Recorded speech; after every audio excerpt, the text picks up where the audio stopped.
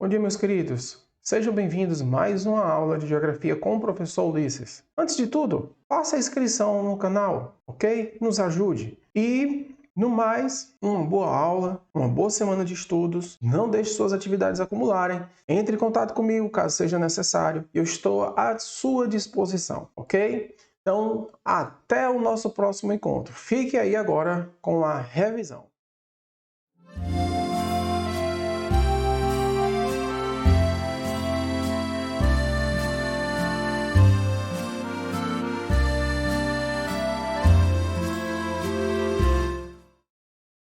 Olá, meus queridos. Vamos lá à nossa aula de hoje. Antes que a gente comece, vamos aí falar um pouco da aula antes das avaliações. O último assunto que nós falamos foi sobre geologia e a geomorfologia do território brasileiro. Nós estamos agora na terceira parte do conteúdo sobre os aspectos, características naturais do nosso território. Para finalizar a próxima aula, falaremos sobre clima e vegetação do território brasileiro. Hidrografia do nosso território brasileiro. Este assunto está no seu livro de geografia, na página 40. Então, você que está com seu que recebeu esse livro na escola, olhe lá na página 40 do seu livro, você vai ver este assunto que daremos hoje, na página 40. Então, vamos aí para algumas revisões para a gente dar continuidade sobre a hidrografia do Brasil. Vamos falar sobre hidrografia. A hidrografia é a ciência que estuda os recursos hídricos, né? Todo o corpo de água existente no nosso planeta. Então, a ciência, a hidrografia, estuda a água em seus estados físicos, né? E como ela se distribui em nosso planeta Terra. Então, nós vamos ver aqui que os recursos hídricos em nosso país são bem, obviamente, importantes. Nosso Terra passa por uma escassez de água potável. E nosso território brasileiro possui um dos maiores aquíferos que o nosso planeta Terra possui. Nosso território brasileiro é baseado por Planalto, né? A geografia ela é muito. Então, vamos aí, sem mais delongas, falarmos aí de alguns conceitos para a gente dar continuidade sobre o território brasileiro, ok? Então, como nós estamos vendo, nós iremos estudar a morfologia de uma bacia hidrográfica. Mas o que é uma bacia hidrográfica? As bacias hidrográficas elas podem ser definidas como uma parte do relevo abastecida por um rio principal, seus afluentes, seus subafluentes. Estes últimos são os pequenos rios que desagam nos rios afluentes, ou chamados intermediários, e que estes, por sua vez, desagam no rio. Geralmente, o rio principal é o maior rio que existe nessa porção do relevo, e é ele que dá o nome para a chamada bacia hidrográfica. Os rios que desagam nele compõem, assim, todo o restante da chamada hidrografia regional. Para distinguir uma bacia hidrográfica de outra, nós utilizamos as partes mais altas do relevo, e chamamos assim de divisores de água, pois são essas áreas mais altas que dividem essas bacias hidrográficas e essas áreas altas, dividem e separam uma bacia da outra. Tá certo? Vamos aí para os elementos de uma bacia hidrográfica. Vamos aí para a morfologia de uma bacia hidrográfica. Em uma bacia hidrográfica, nós encontramos, como vendo, o rio principal. Mas o que é o rio principal? É o rio de maior volume, localizado nas regiões delimitadas do relevo. Esse rio, ele dá-se a esse então o nome à bacia, sendo o mais importante, pois ele é o resultado, ele é o mais utilizado, seja para transporte, seja para agricultura ou seja para a geração de energia. Os afluentes são os rios que despejam seus recursos hídricos no rio principal. Então, cada rio principal possui aqueles outros rios que desagam nele. Estes são chamados de afluentes, pois estes afluentes, ou também eles alimentam o rio principal. As grandes bacias hidrográficas possuem vários afluentes, tanto do lado esquerdo como do lado direito do rio. Em sua sequência, esses afluentes, por sua vez, possuem os chamados subafluentes. Quem são os subafluentes? São rios de pequena vazão e que desaguam nos rios afluentes de um rio principal. Ou seja, os pequenos rios são muito, mas muito importantes, porque vocês não têm a ideia como estes subafluentes são importantes. São graças a esses pequenos córregos, são graças a esses pequenos rios, que os rios de maior porte, que o rio principal se alimenta. Então, o rio de menor porte alimenta um rio de médio porte, que por sua vez alimenta um rio de grande porte. É uma cadeia, é uma folha, né, como se estivéssemos dando ciências e o professor pede para você analisar uma folha. Se você observar todo o risco de uma folha, você vai ver o rio principal, você vai ver os afluentes e você vai ver os subafluentes destes afluentes. É muito interessante quando estudamos a morfologia de uma bacia hidrográfica. Também nós vamos ver a separação entre duas bacias hidrográficas a partir dos chamados divisores de água. São nessas áreas onde se delimitam essas bacias hidrográficas, localizadas nas regiões mais altas do relevo, obviamente. É nessa parte que onde nós iremos ver a separação delas, escoando assim para um lado e para o outro. Também vamos ver a área de várzea. E quando há a época das cheias dos rios, essas águas transbordam sobre as margens dos rios, né, baixas, obviamente, e os acompanham. A área que suporta as águas que transbordam aí as margens dos rios são chamadas de várzea. Nós temos também dois pontos importantes, onde começa um rio e onde ele deságua: a nascente de um rio e a foz de um rio. A nascente, também conhecido como o berço do rio, é onde ele nasce, né? Vamos aí, por exemplo, citar a nascente do Rio São Francisco. A nascente do Rio São Francisco, ele nasce de uma grota lá em Minas Gerais, na Serra da Canastra, em Minas Gerais. E ele percorre todo o território de Minas Gerais, entrando então para o Nordeste pela Bahia, e ele vai desaguar, ou seja, a sua foz, ele vai se dar entre Alagoas e Sergipe, tá ok? Ele vai, obviamente, caminhar para o mar. Então, nós temos a montante, que é o caminho que se faz para a nascente, e nós temos também a jusante, que é o caminho que se percorre já próximo da foz do rio. Tá certo? Nós não podemos esquecer destes elementos que compõem os rios. Tá bom? Então, como estudamos os limites dessas bacias hidrográficas, elas são denominadas interflúvios ou áreas de divisor d'água. O rio principal, só para finalizar, é aquele que recebe as águas dos seus afluentes. Também são chamados de rios tributários. Por que tributários? Tributários é aquele que tributa, aquele onde nós vamos ver que são os importantes que alimentam o rio principal.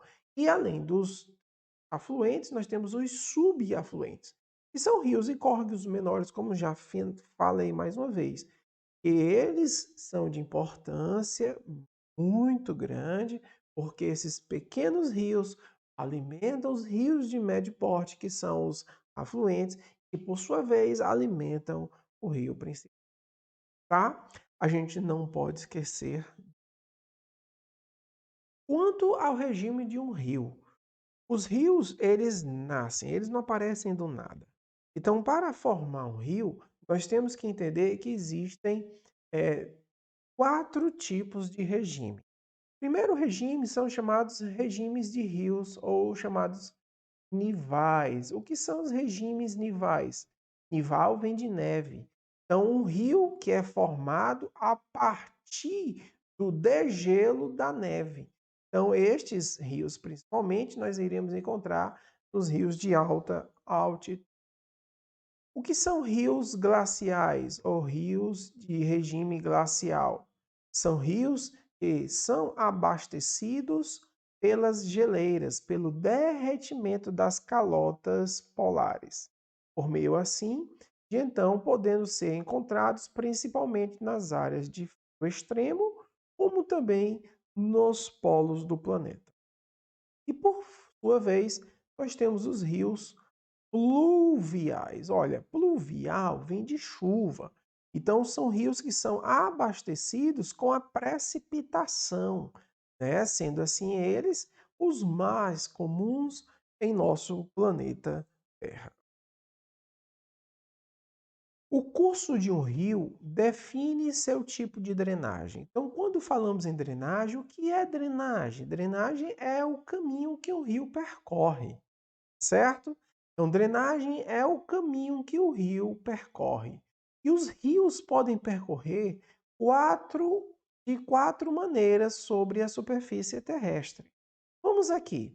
Quando falamos que um rio ele tem uma drenagem endorreica, isto mencionamos quando ele corre para dentro, ou seja, para dentro do continente. Endorreica é quando o rio ele fica dentro do continente. Exorreica, exo vem para fora, endo vem para dentro. Então, se endorreica corre para dentro do continente, exorreica corre para fora do continente, certo? Existe também um tipo de drenagem chamado arreica. O que são rios de drenagem arreica? São rios que não possuem uma direção certa, ou seja, eles simplesmente irão desaparecer ou por evaporação ou por infiltração. E aí existem rios que desaparecem no meio do deserto, por exemplo. Tá certo? Isso é muito comum, a drenagem arreica em áreas desérticas. Existe um outro tipo de drenagem, que é chamada criptorreica. O que é uma drenagem do tipo criptorreica? Este tipo de drenagem ela se caracteriza pela existência dos rios subterrâneos.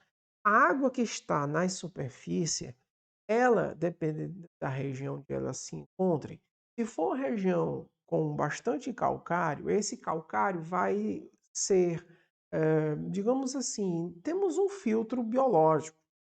Se você pegar um filtro de cozinha, de barro, você vai ver que por dentro dele existe uma vela. Aquela vela, ela serve para filtrar a água. Então imagine agora essa minha ideia com a tipo de drenagem criptorrega. Então, em determinados tipos de solo calcárico, de calcário, em rochas calcárias, né, a rocha sedimentar calcária, nós iremos ter que esse calcário vai funcionar como um filtro.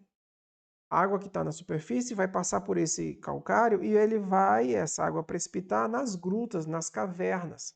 E essas águas das grutas e das cavernas, por sua vez, ao passo que elas vão fazendo um processo de limpeza dos minerais destes calcários e de outras rochas ali que estejam, vão formando a paisagem por dentro das cavernas, formando aí rios subterrâneos, lagos subterrâneos por dentro dessas grutas, dessas cavernas.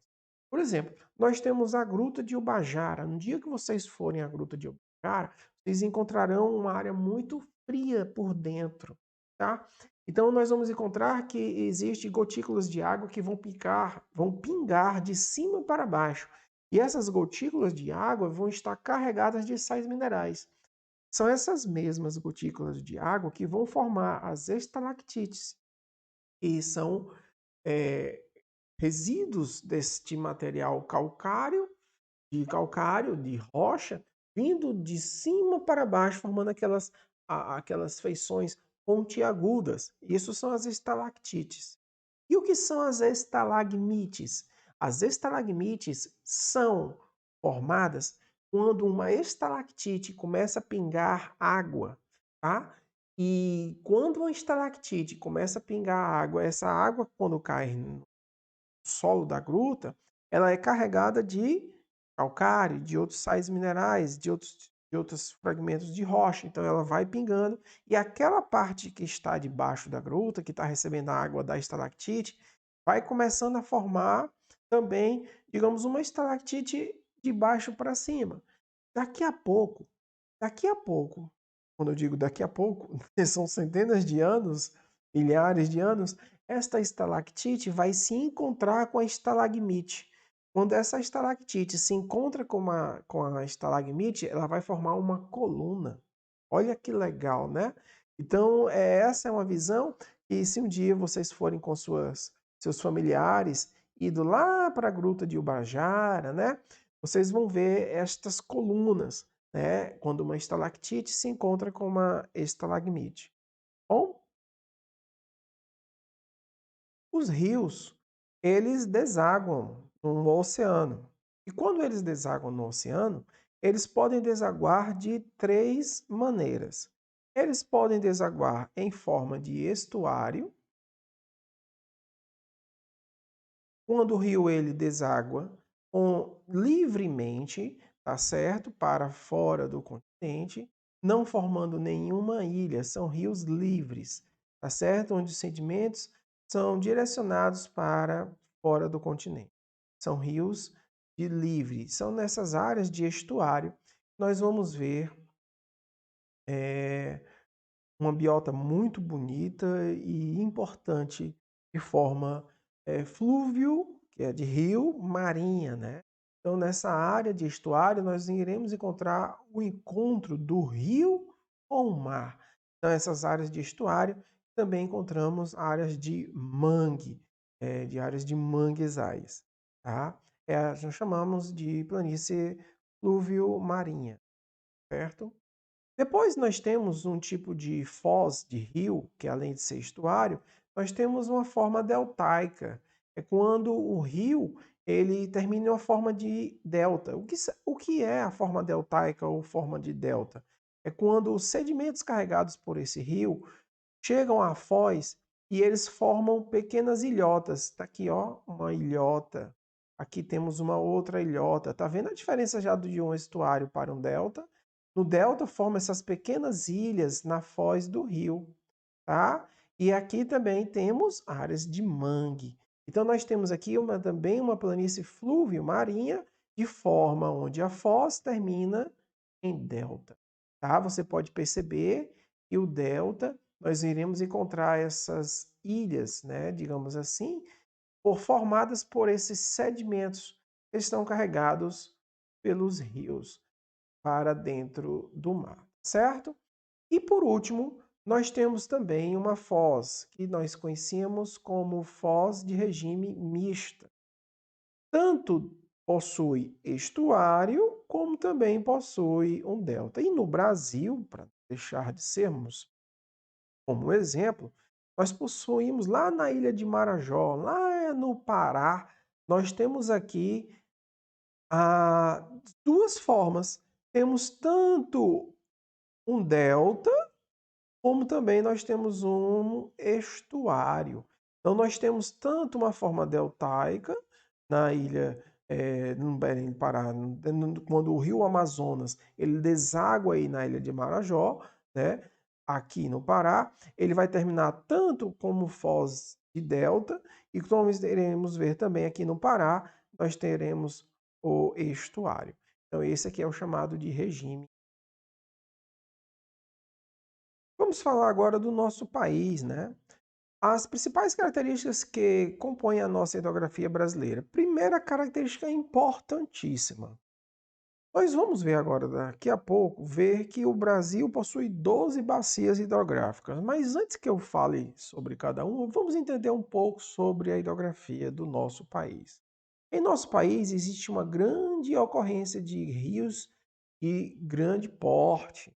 E são rios caudalosos. O que são rios caudalosos? Significa que os cursos de rios são de elevadíssimos volumes e que eles não secam. Por isso que nos rios brasileiros nós temos mais grande parte dos rios brasileiros de forma perene. E esses rios caudalosos é porque eles são muito extensos. Isso se dá pelo grande volume de água. E esta é uma característica derivada do clima úmido. Somente, repetindo, somente no Nordeste é que nós iremos encontrar em determinadas localidades os chamados rios intermitentes, também conhecidos como rios temporários. O domínio principal de foz do tipo estuário e alguns rios com foz do tipo delta. Então, no Brasil, nossa foz de todos os rios brasileiros, na grande maioria, terminam do tipo em estuário, mas não descarta, por exemplo, não só no delta lá na ilha de Marajó, no Pará, mas temos também deltas no Nordeste, que é o famoso delta do Rio Parnaíba, né? Ele corta o Piauí e ele vai desaguar principalmente aonde? No Oceano Atlântico. Então, o delta do Parnaíba, ele corta o estado do território piauiense, juntamente com o Maranhão, é fronteira natural entre o estado do Maranhão com o Piauí. E aí, no delta do Parnaíba, nós encontramos esse tipo de formação deltaica. Os regimes dos rios brasileiros são todos de predominância oriundos da chuva, ou seja, pluvial. Isso quer dizer que os períodos de cheias e as vazantes, olha, áreas que são acumuladas de água, são determinados pela ocorrência das chuvas e também das secas, que elas são diretamente influenciados pelo clima em nosso país. Em nosso país também existe uma modesta quantidade de lagos. Para vocês terem ideia, nós temos 2 lagos principais, todos os dois situados no Rio Grande do Sul, que é a Lagoa, né, os Lagos de Patos, Lagoa dos Patos e Lagos do Mirim. Patos Mirim são as 2 lagoas no Rio Grande do Sul, onde nós só temos esses 2 lagos em nosso país. Então, assim, só para vocês terem uma ideia como o nosso país, as águas em nosso país são mal distribuídas. A região norte, só a região norte, ela concentra mais de 68% de água do nosso país. E somente na região norte só vive uma densidade demográfica de 4,12 habitantes. Ou seja, são muitos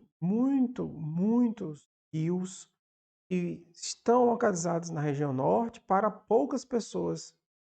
A região nordeste, por exemplo, só tem 3,3% de água e uma população e uma densidade demográfica com mais de 34%, né, de habitantes por quilômetro quadrado. É um grande quantitativo de pessoas para muita pouca água. O Centro-Oeste, por sua vez, concentra aí cerca de 15% dos recursos hídricos do nosso país. E é também uma região que tem pouquíssima densidade demográfica, só tem 8,7% de densidade demográfica, ou seja, 8,7 habitantes por quilômetro quadrado. É uma área muito pouca povoada. A região Sudeste, por exemplo, olha como é que é absurdo. A região Sudeste, ela concentra somente 6% da água do nosso país. 6%, veja, 68% é a região Norte, 6% é a região Sudeste. E vocês sabem qual é a densidade demográfica da região Sudeste?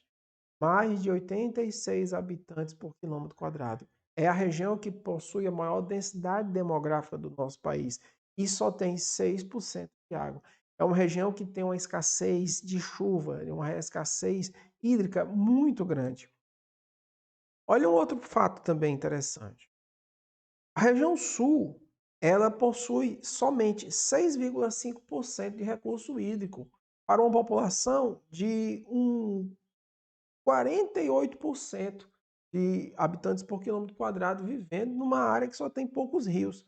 Veja, aonde tem muito rio, onde tem muita concentração de água, tem quase ninguém usando ela. É justamente a região norte. Existe, por isso, então, a ideia de que em nosso país os recursos hídricos são totalmente mal distribuídos. Então, em nosso país, os recursos hídricos são totalmente mal distribuídos. Em nosso país, possui 12 bacias hidrográficas, tá? Então, nós não podemos esquecer. A principal de todas e a maior de todas, como já citei, é a bacia hidrográfica amazônica, tá ok? Depois nós temos aqui a bacia hidrográfica de Tocantins-Araguaia, nós temos a bacia do Parnaíba, no Nordeste nós temos, além da bacia do Parnaíba, nós temos também no Nordeste a bacia do São Francisco, no Nordeste nós temos aqui o Atlântico Leste, o Atlântico Nordeste Oriental e Ocidental.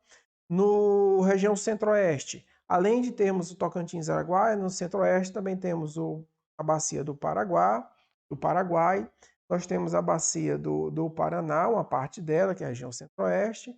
Nós temos aqui uma parte do São Francisco, como já citei. Temos também uma parte da Amazônia, né, da bacia amazônica também na região Centro-Oeste.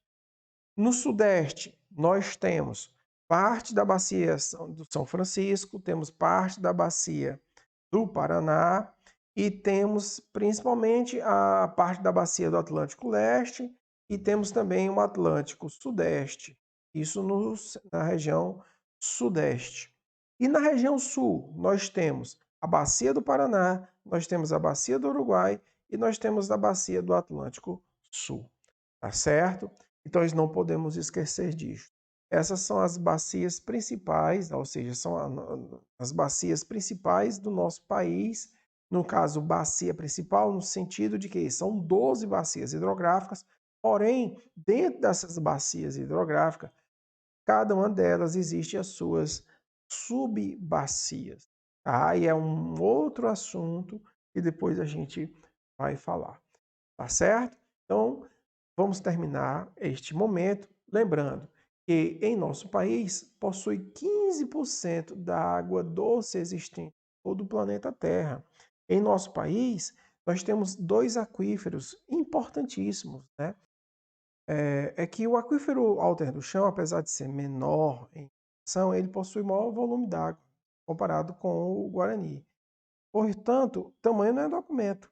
Apesar de ser menor em extensão, é aqui, ao Alter do Chão, é que nós temos dois aquíferos de grande importância. É o aquífero Alter do Chão, fica alojado na região norte, e aqui, localizado entre o centro-oeste, sudeste e sul do Brasil, nós temos o aquífero Guarani.